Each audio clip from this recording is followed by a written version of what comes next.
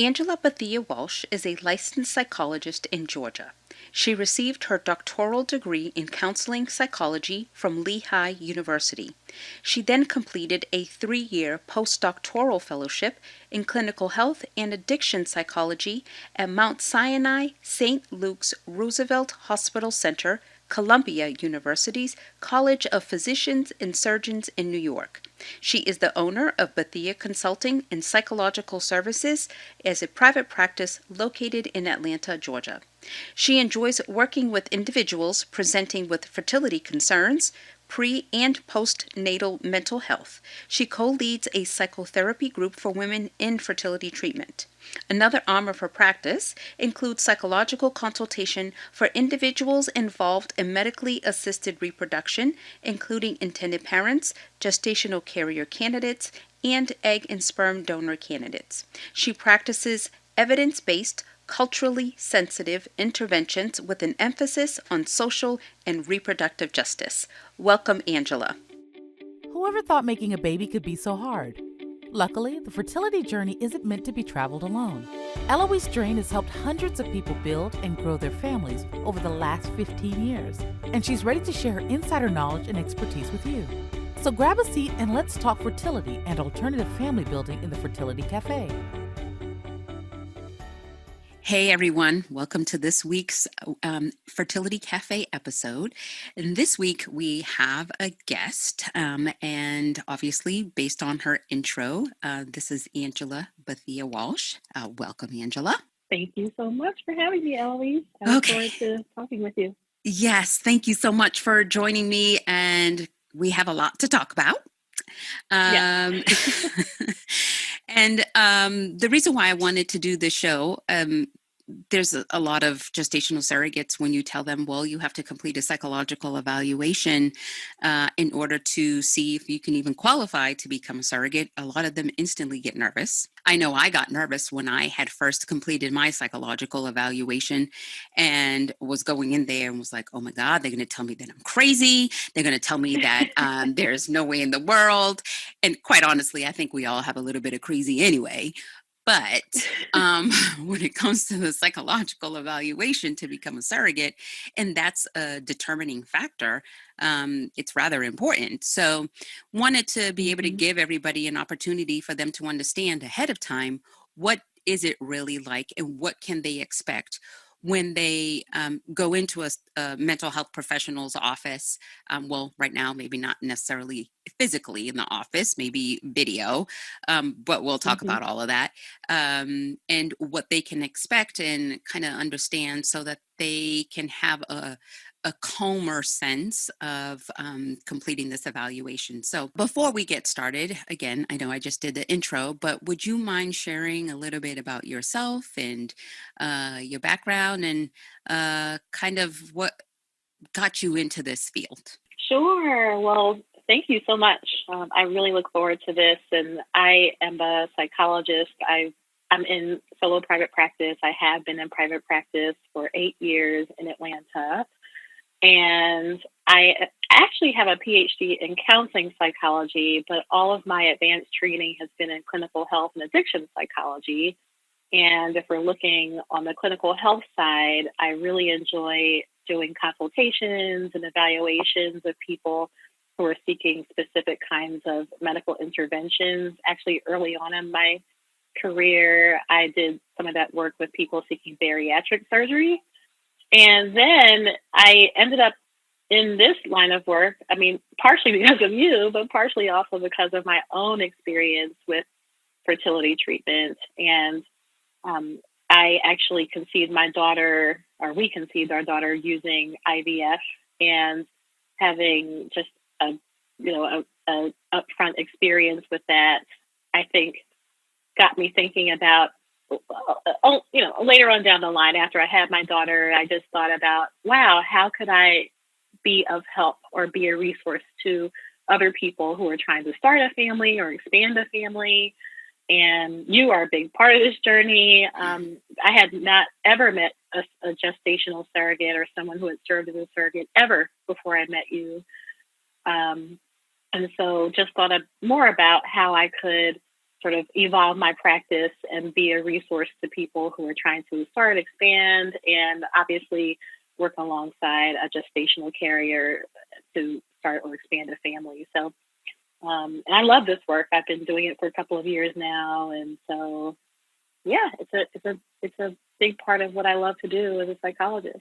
Well, awesome. Well, I'm glad you are too. So, okay. So, first question, um, why? Why? What is the purpose of having a surrogate or a potential woman who is interested in becoming a surrogate, or should I just say a gestational carrier? What is the Mhm. purpose of having the psychological evaluation? There are a couple of reasons. I do want to preface my answer with one, this being a gestational carrier is one of the greatest sacrifices that any woman could make. Amen And to that. so right, you would know firsthand. So we want to make sure that people who are interested, who are candidates are good candidates. We also realize, circling back to your point earlier, that nobody coming through this process is going to be squeaky clean. Everybody's got something. Anybody who's doing this kind of work, consultations and evaluations, knows that something's going to pop up in the evaluation process. And we're just trying to figure out, given that, to what extent is this person still a good candidate? We also want to help people understand, or candidates understand, the process that they might undergo if they're cleared, in terms of medical risks, medical demands, psychological risks. How might you handle it if there's a setback, if there's a transfer and a transfer doesn't take, or, if there's a spontaneous abortion or miscarriage, or how might you handle it if you move forward and, given all these demands, it results in a strain in your own relationship with your partner or your spouse. Just try to help people understand more about what they might be signing up for. Another reason why these consultations are helpful is because it's often the case that intended parents want to have a little bit of a snapshot of the carrier, try to get a sense of who they are, see what they have in common. It's often helpful for them to feel connected in some way to the gestational carrier candidate, and that might help them in decision making in terms of matching and things of that nature. And finally, we're just trying to get a snapshot of who the candidate is in the moment. I mean, we can't predict with any great degree of specificity how the process will be like for them, the arrangement will be like for them months, maybe even years down the line. But we want to collect as much information as possible to be able to have a sense of what it might be like for them. So those are just a couple of reasons. I mean, we'll go into greater detail, but those are just a couple of reasons as to why. Okay. And then the majority of candidates, not the majority, but a lot of people also have spouses or partners. Why do they have to be involved in a psychological evaluation? Mm-hmm. Well, I mean, they play a big role, right? Like, we want to be able to have a sense of, one, it's always nice to see how the couple interacts during the consultation. And most couples come in and, they say they're nervous and they're like holding hands. They want me to know that, they get along and get along great. And that's wonderful. We also want to get a sense of, how do they handle conflict, difficult conversations. We want to also have a sense of the spouse and the partner's sort of status snapshot. Who are they? And we also want to know if the spouse and the partner is going to be supportive. Is this someone who's encouraging the candidate to pursue this process? Is this a spouse or a partner who is trying to sabotage the process or coerce the GC candidate in some way? So it really is important and required for the spouse or the partner to attend. So it's helpful for the person or the examiner to have a sense of, how they fit into all this. And also, I mean, we also ask many of the same questions of the spouse or partner as we do the carrier. Like, we also want to know more about who they are, about their history. They play a huge role in this process. Yeah, definitely. And that's what I always try to impart to people when it comes to surrogacy. It's like, yes, the gestational carrier may be the one carrying the pregnancy and doing all of the work pretty much, But she's not the only Mm-hmm. one involved. I mean, it really is her, her spouse or partner, children, Mm-hmm. everybody that is in her circle is part of this journey. It's not just her. So Yes. being able to have that support, I mean, I can't even go into detail about how important it is to have support during a surrogacy pregnancy. Mm-hmm. For sure. We just want to make sure that the spouse, at least the spouse is there and on the same page. And we also do ask about other people in their orbit. What about their own parents or siblings or friends, or sometimes people refer to their church family or something like that. And we just want to get a sense of to what extent people are supportive, or whether there is anyone else even in their circle who might be urging them to do this or pressuring them to do this, because we certainly want to be able to make sure and talk with the carrier about that this is your decision, really, and no Hmm. one else's, and be very clear about that, because this is, again, one of the highest sacrifices, and this is also carrying a baby, and for another couple. So we really want to assess pretty well for that. Yep, absolutely. So let's talk about the evaluation itself. And I typically tell people that it's kind of a two-part process, and that there's a part of verbally communicating and answering the questions that's being asked by the mental health professional, but then there's also testing that is involved. So, can you kind Mm-hmm. of speak on both parts, and then perhaps also talk about why, or what the testing I should say, is really utilized for? Sure, sure, sure. So we usually conduct, I call it a clinical interview, but it really ends up being just a conversation. And, it's really helpful to get a sense of who both parties are, the carrier and her spouse or partner. And usually you start the conversation asking them about how they met. That's always a fun story, sort of getting a sense of where they've been, where they're going, a little bit about their family of origin. That's also helpful to know. Work history. We also obviously talk about their own relationship history. And again, how do they manage conflict? Would have been some highs, would have been some lows in their relationship, and how have they managed that all? What, if any, significant losses have there been? Because we do also want to get a sense of how people manage separation from, a significant relationship. And in this case, and I'll talk about this a little bit later, we also want to have a clear sense of, as clear as possible, a sense of how the carrier might manage separation from the intended offspring at birth. Also, we ask about other aspects of their personal history, sexual history. We talk about medical history. It's always nice to talk about what's important to them, what their values are, what are their goals personally, what are their strengths personally, what are their growth edges, religion. It's always a great opportunity to talk about what they believe. And again, we'll circle back later and talk about why that's important when it comes to assisted reproductive technology. Again, just trying to get a sense of how people cope with stress. We ask about their history of emotional concerns, financial status. So it really is a pretty well-rounded, I would say, conversation. Again, just trying to get this sort of 360 view of somebody in just really 2.5 hours, which is why we also do some testing, and I'll come back to that in a little bit. And just giving people also an opportunity to describe themselves, what are their qualities and things of that nature. And then later on in the interview, and sometimes sprinkled here or there, it's always helpful to get a sense of why, like why and why now, Hmm. what are your reasons for pursuing surrogacy? Why now? And sometimes carriers say, well, I thought about it years ago, and I had a friend who served as a carrier, and I just wasn't in a position in my life where I could do it. And now that I'm married and we're finished having children, it seems to be like the right time. And that's always like a nice conversation to have with people, and just their thoughts about surrogacy in general.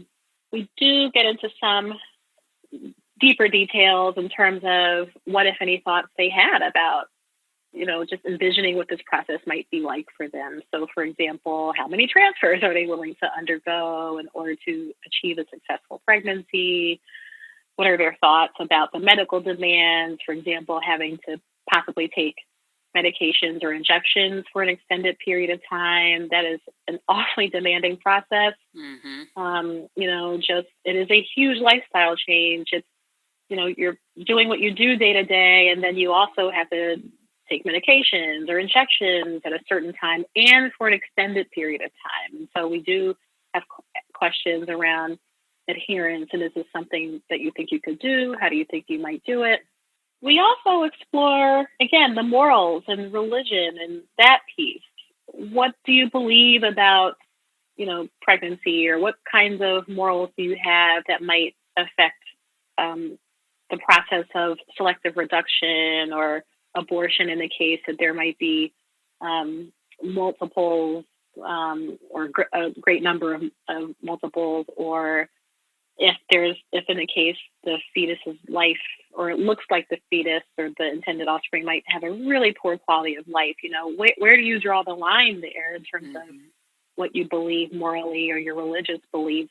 And, under what circumstances would you do this or not? So that is really important, because we have a similar conversation with intended parents there. What if they have multiples, having a conversation about risks and, the potential for, infertility and death in general as it relates to pregnancy, the increased risk when it comes to multiples. What are their thoughts about that? Are they willing to carry multiples? If so, up to how many? Cross-cultural issues. And this is also a very interesting conversation to have with people. Like, what are your thoughts about, cross-cultural dynamics? Who are you willing to carry for? Maybe who are you not willing to carry for? Are you willing to carry for intended parents who are racially or ethnically different from you, who have religious differences, maybe differences in sexual orientation? If you're a heterosexual carrier, are you open to carrying for a same-sex couple? And if that is the case, are there allies, again, in your orbit? This is where the support system becomes really important. Are there allies in your orbit who, if the couple wanted to visit you while you were pregnant, that would be an affirming space for them?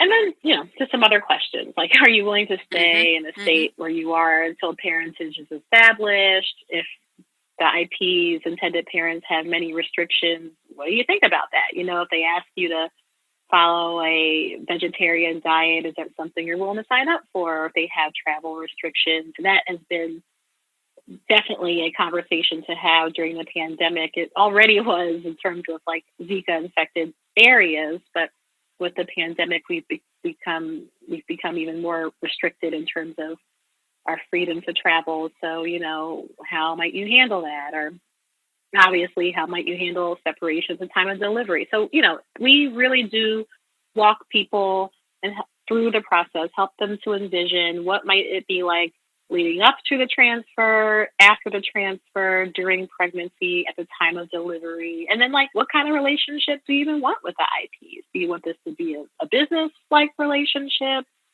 Do you want there to be, do you want to receive sort of updates on milestones over the years? Or do you want to be more like extended family to the IPs and to the intended offspring? Do you even want to meet the intended offspring? And oftentimes, the surrogacy agencies, and especially yours, sounds like does a really good job with having these conversations up front. And so the consultation is another opportunity to have this conversation. And oftentimes I notice that people think more about this between, from the time they meet with the surrogacy agency to the time that they show up and see me. But we still have some conversations about issues or dynamics they may not have even thought of. So now, what about going back to the testing and there being this, which I really hate, but these personality tests that's out there. So there's two, correct, that people tend to use? There's two that people tend to use, yes. And the reason for this is because we often have way more questions to ask than time allows for. And not to mention, even according to, basically any ethics code you might see around assessment will usually say that it's really helpful to collect more than one source of data in order to help make a determination or in order to develop some like impressions about what you see as an examiner. So it really is an ethical thing to do some testing. And so it really is helpful because these are tests that are designed to pick up on a very wide variety of personality characteristics. And so basically I usually tell people, that. And so, just try to approach it in an honest and open manner. I mean, we're trying to get to know you, and the only way we can, again, determine the degree of fit for this process, and obviously for the IPs, is to, really for the carrier candidate to be as open as possible so we can have the information we need to make that determination about fit and match. Mm-hmm. And what are the tests called? So, and there's no specific test that we have to choose, but it seems like some of the more popular ones are the MMPI, Minnesota Multiphasic Personality Inventory, and the PAI Personality Assessment Inventory. And I know this because I've done taken them many times. Fill in the bubble. Yep, they're both multiple choice, and they're self-administered, so people, usually in most cases do it themselves, and then, we may proctor, and usually do proctor and just be there if the person has any questions. Obviously, give them directions, see if they have any questions, and then they complete it on their own. And then once they're finished, they let us know. And then what we do is take time to score it, interpret it, take that information, compare it to the information we collected during the conversation. And it really, really is often very helpful to help us, again, like get a sense of who people are, how they might manage certain situations, communicate, manage conflict, things of that nature. Okay. Is it common for the spouses to also take those tests? We don't necessarily require the spouses to take them, but, I don't know about every other agency or physician or whatever. Right. It seems to me that it varies. It's really up to the judgment, clinical judgment of the mental health provider. I don't typically administer the questionnaire to the spouses or the partners unless I have a question or unless I observe something and I think I want to look into something, or maybe there's something about their history or, psychological history or something I'd like to look further into. It's rare that I administer a questionnaire. And then I know people who do that as regular practice. They actually assess both the spouse or partner and the carrier candidate. So it really just varies by provider. Yeah, definitely. So now, obviously, we've done the GC's evaluation, and so let's hop over to the intended parents. And for the intended parents, though, it's not necessarily an evaluation, it's more of a consultation. Right. Can you share the difference? Yeah, so, I often begin the conversation with the intended parents and let them know this is not a parental fitness evaluation. I'm not trying to determine whether or not they would be good parents. The purpose of the consultation is really, again, just to make sure they know what they're signing up for, in the process of seeking a gestational carrier, help them understand, again, some of the demands, some of the psychological risks. And we really just want to make sure that we have a conversation necessary so that it's a positive experience for them. It's a healthy experience for them. We also want them to have a sense of what the nuances are in the process. And for the most part, I've worked with intended parents who had their own experience with fertility treatment. So that's kind of nice because they already have a good idea about certain medical risks and certain, emotional risks. And obviously still want to have a conversation in terms of how that all, plays out when you invite a gestational carrier into the picture. And so, but, even with intended parents who have not had any experience with ART, still having a conversation about what are you signing up for? What are the nuances? How might you manage? We all hope for success, right? In the case that there are setbacks, how might you manage that as a couple? Or, with the GC, or even if there is a disagreement with the GC, how might you handle that? What are your expectations here? So it's a much shorter conversation, usually runs about an hour to an hour and a half. There's not usually any testing involved. And again, that also varies by provider. There are some providers who do administer questionnaires to intended parents. I tend to not do that, again, unless I think I need to look into something, which is usually not the case. So for the intended Mhm. parents, is there anything that they need to be aware of when they are going in for their psychological consultation? I've had many times where when you would tell the intended parents, oh yeah, you have to complete a psychological consultation, and everybody's like, well, I mean, I I think that I'm okay, and but what are kind of the questions are they going to ask? I mean, are they going to be? And I always have to remind them, it's like, we're not nobody is evaluating you to determine if you're Mhm. going to be suitable parents. It's to make sure that you really understand the process. But what is Right. it that you can kind of share with them so that they know what they're going to experience when they're going in for their evaluation? Oh, not, excuse me, not evaluation, consultation. Yeah, again, and it's definitely what it is not is a parental fitness evaluation. I think probably most people get anxious when they hear the words psychologist and evaluation in the same sentence, or even consultation, or just even psychologist, right? Like, people are nervous about what's this person going to think, and also, if once they come to a conclusion, how will it affect us? And so, IPs are often nervous. So just helping them understand that, what, this really is just a conversation about the process, what to expect, what do you already know, and where can I help you fill in the gaps to help you make a decision, a very informed decision about whether or not you want to move forward here. Oftentimes, and obviously there's the snapshot about, like, trying to get a snapshot of who people are and their background and all of that. And people are often very open, because I think by the time I reach that point in the interview, they feel very comfortable. But the point is to be comfortable, to be yourself. I'm, not here, or the psychologist or the mental health provider is not there to make a determination or judgment about you. That this really is an opportunity, again, for us to get to know you. And in order for us to do that, it is helpful for you to be open and honest and just be yourself, really.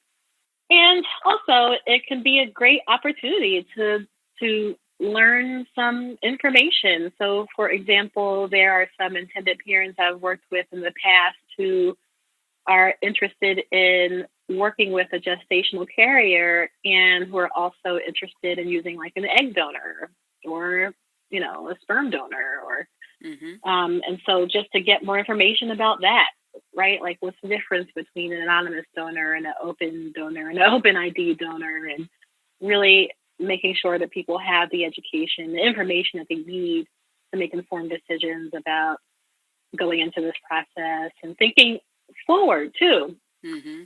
What if you do decide to use a donor, and you move forward with this process with a donor egg or sperm? How might you handle that 5 years down the line, 10 years down the line? Is this something you might regret? If this is something that you would like for the intended offspring to know about, how might you handle that? And based on that, or related to that, what kind of donor might you choose? Donor arrangement might you choose? So, and it's also a great opportunity for people to think about cultural issues as this, plays out. So, if using a donor, for example, having conversations about racial similarity and things of that nature. So oftentimes intended parents really appreciate the conversation at the end of the day, even though they're nervous at the beginning, but really helps them think this through as much as possible, what they could expect, and help them think about things that they hadn't really thought about, Hmm. but obviously in a safe and collaborative space. And then now, so the parents have to have their psychological consultation. And then, of course, the GC has had her psychological evaluation. And then once Hmm. everybody's matched and ready to go, then we say, well, you also have to have a joint psychological consultation. Hmm. So, can you share a bit about that? Hmm. And that's really brief. Like, that might be 30 minutes to an hour, and it's just sort of a meeting of the minds. The parties come together, and the mental health provider goes through and basically just a meeting to make sure that everybody's on the same page with the transfer plan, the delivery plan, what if any expectations there might be of the carrier once the carrier is pregnant. Again, this is an opportunity to make sure everyone's on the same page about what if any dietary restrictions there are, travel restrictions. Also, another opportunity to have a conversation about morals and religion and, an agreement on how folks might handle the situation if there's a need for selective reduction, if there are many multiples or abortion, and just wanting to make sure everyone's on the same page and get a sense of how they communicate, whether it's in the actual room or the virtual room, helps us get a sense of how they might manage conflict. Also have a conversation about that when there are disagreements, and they often say, oh, no, there's not going to be any disagreements. And I often go back in and say, when there are disagreements, because that's going to happen, we want to talk about how do you want to handle that? What are going to be the norms? How do you prefer to have these conversations? Most people say, well, definitely not texting or email. Phone is preferable, or video conference or something of that nature, or a physical meeting even. So it really is sort of that happens on the back end, and we just want to fine tune and make sure everyone's on the same page about how they will move forward in the process. Again, to the best of our ability, we can't predict again with any great degree of specificity how things are going to play out, especially in the middle of a pandemic, but at least have a game plan or a blueprint. And the thing about surrogacy is really about trust. Like, you have to be able to trust one another, and then you have to be able to communicate with one another. And if there's those two things involved, then not to say that there's not going to be hiccups and issues or whatever, but if you can easily communicate and if you trust each other, then those things that come up are more easy to figure out and adapt to and move forward. Yes, for sure. And that's part of the reason why we do all of this assessment, is because we want to make sure that one of the qualities a carrier has, for example, is that she has the potential to trust people. There might be some carriers who have been burnt in the past or have like an extensive, history where it really is hard for them to take a risk and trust people. And, even communicate with people. So we really want to make sure that, again, we're not looking for a squeaky clean candidate. There's no such thing. We do want to have a sense of how this person approaches difficult conversations. And sometimes, actually, what's often the case is I'm having to talk to the carrier candidate about their need to be assertive, their need to, if there's something that the intended parent is asking them to do, to say something. Many carriers think, and some of them have this style where they tend to be maybe passive or defer to other people in general. And then just imagine how that might show up in an arrangement where intended parents are spending thousands and thousands of dollars on medical interventions and this and that. And so sometimes carriers feel like, well, I'm not in any place to say anything because, I'm doing them a favor. And it really is important to have a conversation about that, not just during the consultation with the carrier candidate, but also during the joint consultation. How are you going to, definitely important to assert yourself, tell them what you need, right? And step up and just, just be clear about what your boundaries are with the IPs. And you can still do a good job as a carrier while being firm and direct and assertive. Yeah, definitely. And sometimes then there's others like me who are very direct and just, just need to say That's what I true need too. to say. So there you Right. have it. Right. But even in that, like being direct, trust comes from that. Right. Like if someone is direct about what they need, the receiving party is like, well, at least I know that, they're a straight shooter. They just say what they need to say. And so trust can grow from that, I think, transparency. So what would you tell both parties in conclusion, when it comes to the psychological, or should I say, the mental health side of surrogacy? In terms of the Just in general, of psychological. what should or what can help them through the process, and Hmm. try to make it as smooth as possible. So not that it's another Hmm. thing to check off the box and, okay, fine, it's behind me and I'm done, but so that they can really utilize and really take what you said, or take what the mental health person said, and really help use it to help them throughout their journeys. Got it. Right. Well, one thing that can be helpful, or I have a conversation with people about, is, let's say there is a history of, or either party or both parties sometimes have a history of anxiety or depression, and to some extent, depression, or it's a nice opportunity to talk about, if this pops up during this process, how might you handle this? And again, we do get into assessing what the potential risks are there as well. Like if someone has a history, like a history of psychological problems, how might this play out? So we do have a conversation about potential risks if they do move forward, and if they are cleared, then how might you handle this if it pops up? This anxiety or depression or whatever that is, or if there's a trauma history, how might you, or how have you in the past managed going in for GYN exams or OB exams or whatever that is. So it's nice to sort of foreshadow a little bit or predict a little bit around that. The other thing that I strongly encourage both parties to do is to seek professional support at any time during this process, whether even if they're just waiting for medical clearance, before the transfer, after the transfer, during pregnancy, following delivery, at any time. It can be very, very, very, very helpful. Again, there are so many, just not just the medical demands and the schedules of the medication, but also just the emotional risk here. How to cope with the potential setbacks, or sometimes cycles are canceled for some reason, or they stop, and hopes are up, and next thing you know, things go south, and we have to stop and start over again. And that can be extremely difficult for people to accept, and very, very stressful. Not to mention having to, go to clinics at 7 a.m. in the morning, or a couple of days, consecutive days, or whatever that is. But just to help people think about seeking professional support from a mental health provider to help them cope, help them manage stress, along with the many other things that are going on.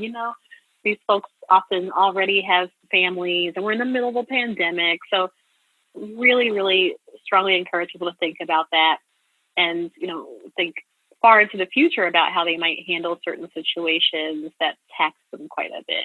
And speaking of this pandemic, I know it's changed a lot of things of how people Hmm. do stuff now. Um, so, how is it working now with people completing evaluations or consultations, and it all has to be remote or via video? Right. Well, again, providers vary in how they're providing mental health services. I'm one of those providers where I plan to work virtually probably well into the spring of 2020. And so I'll speak Of for myself. For 2021? my practice, 2021, sorry.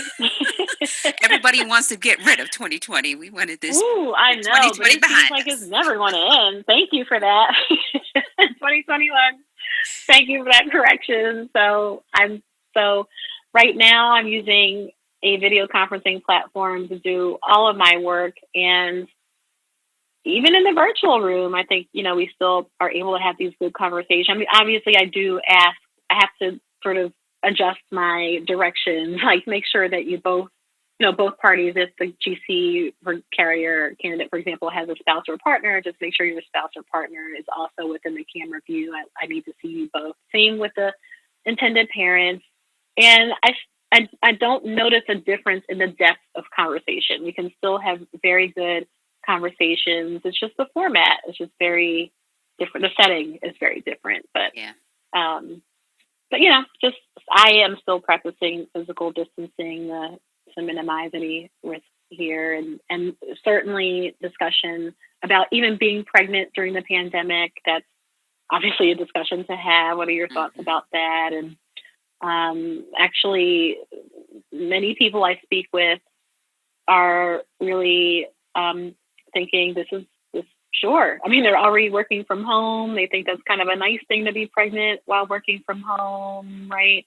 They're able to rest when they need to, so they actually see it as an advantage to be pregnant during the pandemic. Mm-hmm. Well, Angela, I thank you so much for joining us and answering these questions and kind of giving somebody a picture of what they can expect. And hopefully this will kind of give them a better understanding and make them a little less nervous when they're going in the door. So yes, I just want to thank you for the opportunity. I really appreciate the opportunity to be a part of this conversation, because I think it is important for people to have a better sense of what to expect, and even from a mental health provider's perspective, and that the best conversations are the ones where people feel like they can be themselves. All of this is really just to get as much information as we can to make sure that, whatever match or arrangement happens from this, that as much as possible determine that it's going to be a positive and healthy one for everybody, right? So Thank you so much, Eloise. I appreciate it. I hope you've enjoyed this episode. You can follow Fertility Cafe on Instagram and Facebook. If you haven't yet, go to your listening platform of choice and subscribe, rate, and review this podcast. We'd also love you to share Fertility Cafe with friends and family members who would benefit from the information shared. This episode concludes Season 1 of Fertility Cafe. Stay tuned for Season 2 for more conversations about modern family building. Thank you so much for joining me today. I'm Eloise Drain. Remember, love has no limits, neither should parenthood. Thank you for joining us in the Fertility Cafe. Whether you're an intended parent, a woman considering egg donation, thinking of becoming a surrogate yourself, or a friend or family member of someone dealing with infertility, we're here to help. Visit our website, thefertilitycafe.com, for resources on fertility, alternative family building, and making this journey your own.